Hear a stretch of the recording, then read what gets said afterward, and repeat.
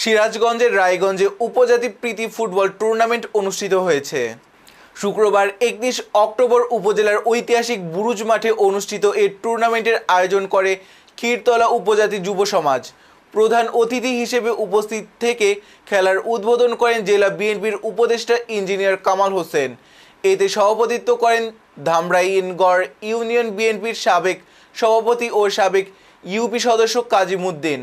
উপজাতি প্রীতি ফুটবল টুর্নামেন্টে আরও উপস্থিত ছিলেন জেলা বিএনপির তথ্য ও গবেষণা বিষয়ক সম্পাদক ভিপি আইনুল হক সহ দলের বিভিন্ন স্তরের নেতৃবৃন্দ।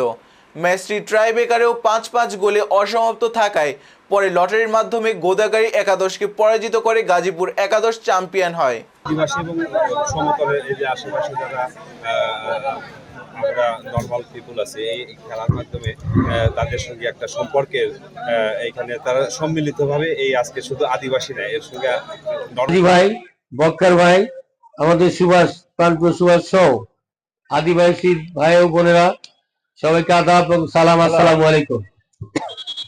আপনারা জানেন দীর্ঘ 16 বছর এই দেশে একটি ফ্যাসিস্ট স্বৈরাচার সরকার, ভোট সরকার, চোর সরকার ক্ষমতা ছিল, যার কারণে স্বাধীনভাবে কথাও বলতে পারি না আমরা। মাঝে দেশের মানুষ কিভাবে থাকবে এর মধ্যে রয়েছে।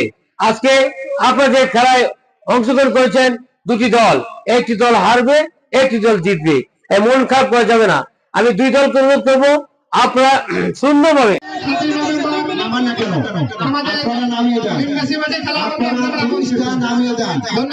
নামিয়ে দেন।